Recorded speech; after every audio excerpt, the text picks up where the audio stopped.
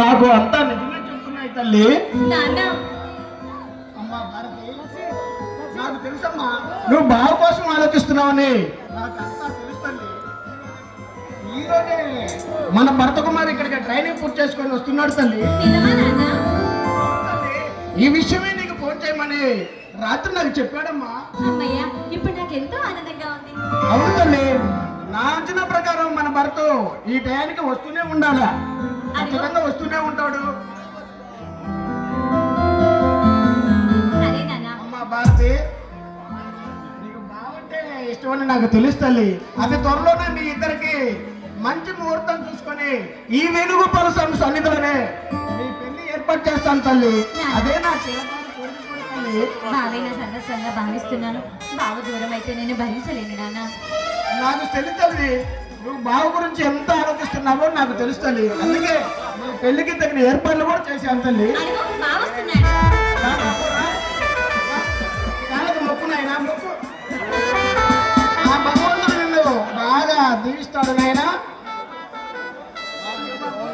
నువ్వు చాలా దూరం నుంచి ప్రయాణం చేసి వచ్చావు, పాపం నీకు విశ్రాంతి అవసరం నాయనా. బాబు, నేను అలా మార్కెట్ దాకా వెళ్ళి ఏదో ఇంట్లో చిన్న పనులు చూసుకొని వస్తాను. అమ్మా భారతి, బాబు పాపం చాలా చూసావు, ఆయన ముఖం కూడా పీక్కపోయింది పాపం. దగ్గర ఉండి ఏదో చూసుకో తల్లి. వస్తానమ్మా. మళ్ళీ ఒకసారి మొక్కున్నాయన భగవంతుడు బాగా.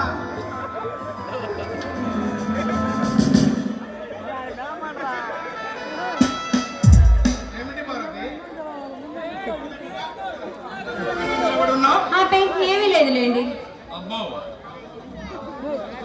ఏమిటో చిన్నతనం నుండి ఇద్దరం కలిసి తిరిగాం, ఆడుకున్నాం, పాడుకున్నాం.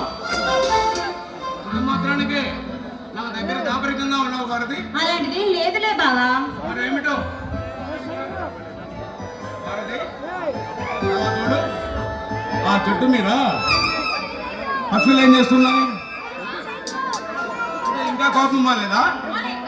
ఓహో, ఈ మేడం గారికి కోపానికి అర్థం ఏమిటంటే నేను ఆలస్యంగా వచ్చేను కదా. ఇప్పటికైనా మేము గుర్తొచ్చినందుకు చాలా సంతోషం. చూడు భారతి, ఎన్నో పనుల మీద రాలేకపోయాను, అంత మాత్రానికే ఇంత కోపమా? నీకు నాకంటే ఉద్యోగమే ఎక్కువలే బావా, అందుకే నన్ను నిన్న దూరం పెడుతున్నావు. లేదు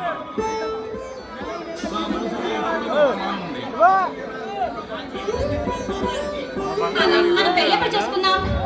చూడు భారతి, నా జీవితం కత్తి మీద సాములు లాంటిది. గత కొన్ని సంవత్సరాలుగా రుద్రమరాయుడు,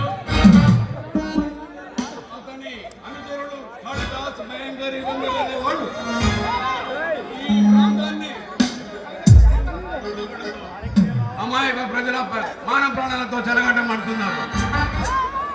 వాళ్ళని పట్టుకోవడానికి మా ఎస్పీ గారు నన్ను ఇక్కడ స్పెషల్ ఆఫీసర్గా నియమించారు. ఈ పోరాటంలో ఎప్పుడు ఏం జరుగుతుందో అంటే నీ ఉద్దేశం ఏంటో నాకు అర్థం కాలేదు. నీ పోరాటంలో నీకు తోడుగా నేనుంటాను. నీ కష్టం చాలా సంతోషం. నాతో జీవితంతో కలెక్టర్లను జీవించాలన్న నీ ఆశానికి నా ధన్యవాదాలు. కానీ ఈరోజు సాయంకాలం కారంపూడి అడవుల్లో ఆ పందిపాటు మూటాన్ని పట్టుకోవడం కోసం పోలీసు బలగాలతో బయలుదేరి మూటాన్ని పట్టుకొని ప్రభుత్వానికి అప్పగించే బాధ్యత ఎస్పీ గారు పై ఒప్పచెప్పారు. ఇప్పుడే వచ్చి అప్పుడే వెళ్ళిపోతా బావా. రాణి గారికి కోపం నేను మాట్లాడే మాటలు నీ కోపంగానే అనిపిస్తాయి. మళ్ళీ తమ దర్శన భాగ్యం ఎప్పుడో. ఈ మాయ మాటలకి ఏం తక్కువ లేదు. మళ్ళీ ఎప్పుడు వస్తారో అది కూడా చెప్పండి.